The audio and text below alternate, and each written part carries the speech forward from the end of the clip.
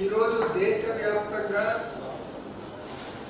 మొన్న జరిగిన general elections లో గెలుపు ఎవరిది అంటే ఈ ప్రజల్లో ఎవరిని అడిగినా కానీ ఇది ఇండియా కూటమి రాహుల్ గాంధీ గెలుపు అనే మాట ప్రతి ఒక్కరి నోట్లో ఉందన్న మాట కూడా మనం చెప్తా ఉన్నాం. ఇది ఎన్డీఏ ప్రభుత్వం ఏర్పడుతున్నా మోడీ ప్రధానమంత్రి గారి స్వీకారం చేయబోతున్నా ఇది ఎన్డీఏ గెలుపుగా, బీజేపీ గెలుపుగా, మోడీ గెలుపుగా ప్రజలు భావించటం లేదు. రాహుల్ గాంధీ గారు ఈ ఎన్నికలతో ఒక ధీటైన నాయకుడుగా, రాటుదేరిన నాయకుడిగా ఎదగడం జరిగింది. ప్రజలందరూ రాహుల్ గాంధీ గారి లో ప్రస్ఫుటమైనటువంటి నాయకత్వ లక్షణాలతో హర్షాతిరేకాలు వ్యక్తం చేస్తున్నారనే విషయాన్ని కూడా మనం చేస్తూ ఉన్నాం. ఇంత జరిగిన దురదృష్టం ఏంటంటే మోడీలోని అల్పబుద్ధి తగ్గలేదు. ఇంకా కూడా ఆయన ఏది మాట్లాడినా కానీ తన హోదాకు తగ్గట్టు మాట్లాడటం లేదు, అల్పబుద్ధితో మాట్లాడుతున్నారు. నిన్న ఎన్డీఏ పార్లమెంట్ సభ్యుల సమావేశం జరిగింది. ఆ సమావేశంలో మాట్లాడుతూ ఆయన చెప్పింది ఏంటంటే కాంగ్రెస్ కు వచ్చే 10 ఏళ్లలో కూడా 100 సీట్లు రావు. ఆ ప్రస్తావన ఏంటో నాకు అర్థం కాలేదు. కాంగ్రెస్ కు ఉన్న మీద ఉన్న అక్కస్సు ఏంటో కూడా నాకు అర్థం కాలేదు, దేశ ప్రజలకు కూడా అర్థం కావటం లేదు. అదేవిధంగా తెలంగాణలో కాంగ్రెస్ సర్కారు విఫలమైపోయింది, అందుకే మాకు రెట్టింపు సీట్లు వచ్చాయన్నమాట ఆయన చెప్పడం జరిగింది. ఆయన వాళ్ళకు 4 నుంచి 8 సీట్లు వస్తే జబ్బలు చర్చుకోండి.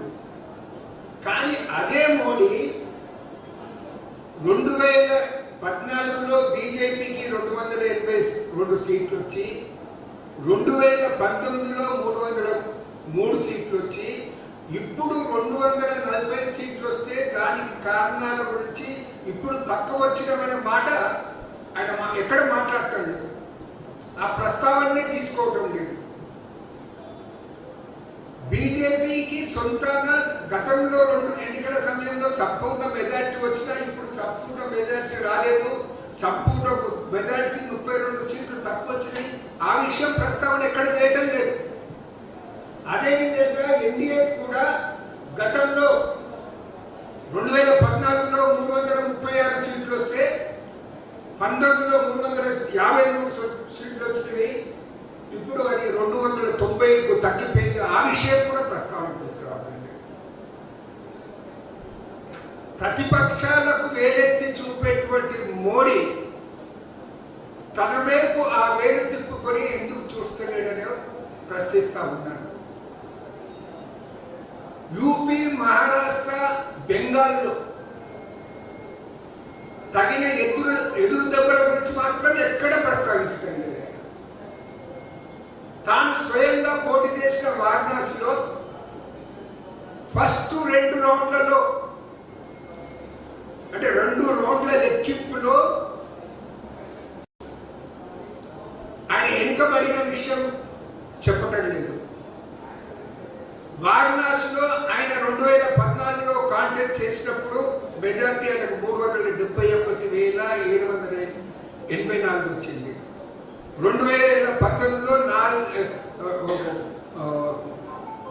2019లో 3,71,780 మెజార్టీ వస్తే 2019లో 4,70,505 మెజార్టీ వచ్చింది. అయితే మొన్న జరిగిన ఈ ఎన్నికల్లో ఆయనకు వచ్చిన మెజార్టీ కేవలం 1,52,513 ఓట్ల మెజార్టీ మాత్రమే వచ్చింది. అంటే 2/3 మూడింట రెండో వంతు ఓట్ల మెజార్టీ తగ్గింది. దానికి కారణం మాత్రం ఆయన ఎక్కడా మాట్లాడటం లేదు, చెప్పటం లేదన్న మాట కూడా మీకు మనం చేస్తా ఉన్నారు. అయోధ్య మందిరం ఉన్నటువంటి ఫైజాబాద్లోనే ఆయన పార్టీ బీజేపీ పార్టీ ఓడిపోయింది మొదటి ఎంపీ ఎన్నికల్లో. ఆ విషయం ప్రస్తావన తీసుకురావటం లేదు.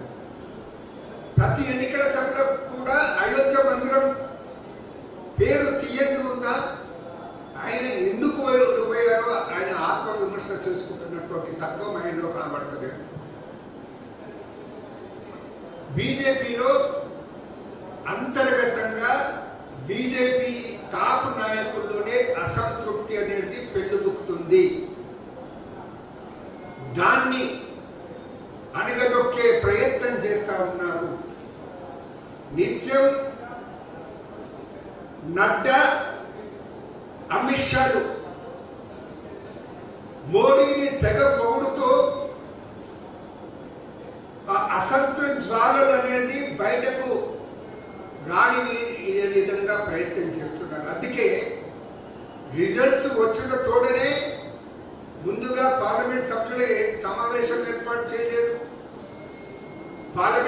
వాళ్ళ బీజేపీ పార్లమెంట్ సభ్యుల సమావేశం ఏర్పాటు చేయలేదు. వాళ్ళ నాయకులుగా ఎన్నుకోబడలేదు. అంతకుముందే ఎన్డీఏ నాయకుల సమావేశం ఏర్పాటు చేసేసి వాళ్ళ నాయకుడిగా ఎన్నుకున్నట్టు ఒక డ్రామా చేయడం జరిగింది. ఇవన్నీ ప్రజలు గమనిస్తున్నారు. నితీష్ చంద్రబాబు గారు వారికి ఉన్న పరిధిలో కంపల్సరీస్ దృష్ట్యా ఎన్డీఏకు సపోర్ట్ చేస్తూ ఉన్నారు. వారికి విజ్ఞప్తి చేస్తూ ఉన్నాను, మీరు అప్రమత్తంగా ఉండండి, మోడీని నమ్మకండి. ఒకవేళ మీరు మోడీని నమ్మితే వారు మోడీ గారు మిమ్మల్ని నట్టేట ముంచుతారు. కాబట్టి అప్రమత్తంగా ఉండండి వారికి విజ్ఞప్తి చేస్తూ ఉన్నాను. Thank you.